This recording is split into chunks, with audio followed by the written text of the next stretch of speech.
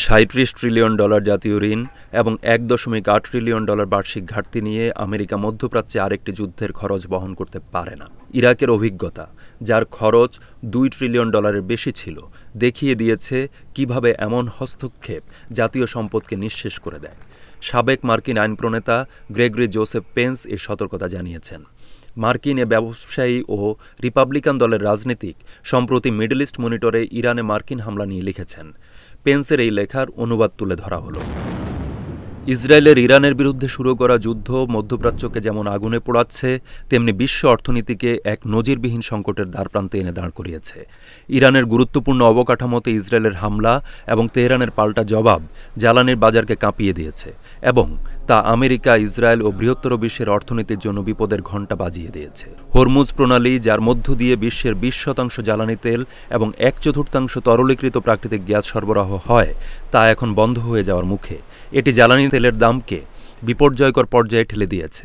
America ইতিমধ্যে $৩৭ trillion ঋণের বোঝা মাথায় নিয়ে আছে। দেশটি দীর্ঘস্থায়ী মুদ্রাস্ফীতিতে এবং বৈদেশিক জটে জর্জরিত। আমেরিকার জন্য এই সংঘাতে পুরোপুরি জড়িয়ে পড়াটা অর্থনৈতিক ও ভূরাজনৈতিক আত্মহত্যার কারণ হতে পারে। ইরান ইসরায়েল যুদ্ধ বৈশ্বিক জ্বালানির বাজারকে বিপন্ন করেছে। হরমুজ প্রণালী দিয়ে জ্বালানি তেল বন্ধের হুমকি দেখা দিয়েছে। ইরানের তেল অবকাঠামো, যার মধ্যে খারক দ্বীপ রয়েছে, যেখান থেকে ইরানের 90%-এরও বেশি তেল রপ্তানি হয়ে থাকে, সেখানে ইসরায়েলি হামলা বৈশ্বিক সরবরাহে ব্যাঘাত ঘটিয়েছে। ব্লুমবার্গের মতে ব্রেন্ট ক্রুড তেলের দাম জুনের শুরুতে $72 থেকে বেড়ে ব্যারেল প্রতি $78 দাঁড়িয়েছে। গোল্ডম্যান স্যাক্সের বিশ্লেষকেরা সতর্ক করেছেন যে হরমুজ বন্ধ হয়ে গেলে তেলের দাম ব্যারেল প্রতি এমনকি $150 বা তারও বেশি হতে পারে।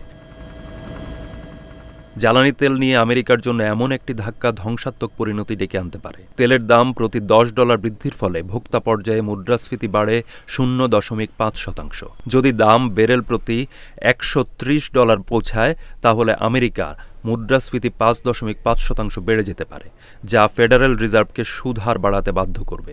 এমন একটি পদক্ষেপ যা ভঙ্গুর অর্থনৈতিক পুনরুদ্ধারকে ব্যাহত করতে পারে। বর্তমানে প্রতি গ্যালন গ্যাসোলিনের দাম প্রায় $4 রয়েছে। এটি বেড়ে $60 বা তারও বেশি হতে পারে, যা ইতিমধ্যে উচ্চ জীবনযাত্রার ব্যয় নিয়ে সংগ্রামরত আমেরিকান পরিবারগুলোর ওপর অসহনীয় চাপ সৃষ্টি করবে। ক্লিয়ার ভিউ এনার্জি পার্টনার্সের অনুমান, এমন একটি মূল্যবৃদ্ধি পরিবারের জ্বালানি ব্যয় বার্ষিক $2,500 পর্যন্ত যোগ করতে পারে। পরিবহন, উৎপাদন এবং কৃষির মতো মূল খাতগুলোতে ক্রমবর্ধমান ব্যয়ের মুখোমুখি হতে হবে, যা 2025 সালের জন্য আইএমএফের পূর্বাভাস অনুযায়ী 2% অর্থনৈতিক প্রবৃদ্ধিকে হুমকির মুখে ফেলবে।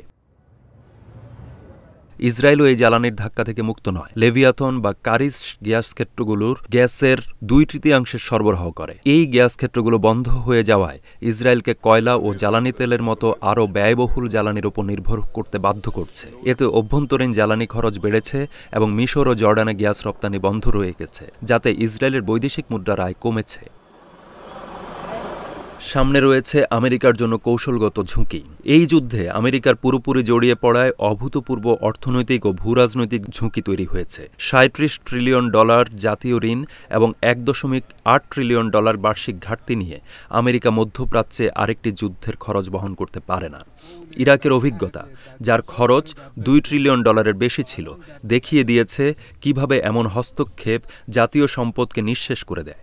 জেনারেল ডগলাস ম্যাকগ্রেগর সতর্ক করেছেন যে ইরানের সস্তা $20,000 ড্রোন থেকে রক্ষা পেতে $40 লাখ প্যাট্রিয়ট ক্ষেপণাস্ত্র ব্যবহার করতে গেলে দ্রুত মার্কিন সামরিক বাজেট ফুরিয়ে যাবে। উপরন্তু পারস্য উপসাগরে মোতায়েন 40,000 মার্কিন সেনা ইরানের ক্ষেপণাস্ত্র হামলার ঝুঁকিতে রয়েছে, যা ব্যাপক মানবিক ও আর্থিক ক্ষতির ঝুঁকি তৈরি করে। ভূরাজনৈতিকভাবে আমেরিকান হস্তক্ষেপ তার বৈশ্বিক জোটকে হুমকির মুখে ফেলছে। ইউরোপীয় দেশগুলো, যারা ইরানের সাথে পারমাণবিক কূটনীতি সমর্থন করে, তারা সম্ভবত আমেরিকার একতরফা সামরিক পদক্ষেপের বিরোধিতা করবে। চীন ও রাশিয়া উভয়ই ইরানের সাথে কূটনৈতিকভাবে সংযুক্ত। এই বিশৃঙ্খলাকে কাজে লাগিয়ে তারা মধ্যপ্রাচ্যে প্রভাব বিস্তার করতে পারে, যা আমেরিকার বৈশ্বিক অবস্থানকে আরও দুর্বল করবে।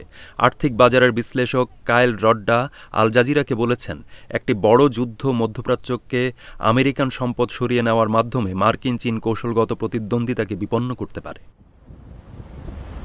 আমেরিকায় অভ্যন্তরীণভাবে সামরিক হস্তক্ষেপের প্রতি জনসমর্থন কম। 2025 সালের জুনে ইয়োগভ পরিচালিত এক জনমত জরিপে দেখা গেছে আমেরিকানদের সুস্পষ্ট সংখ্যাগরিষ্ঠ একটি অংশ ইরান ইসরায়েল যুদ্ধে জড়িত থাকার বিরুদ্ধে, খুব কম সংখ্যকই এর পক্ষে রয়েছে।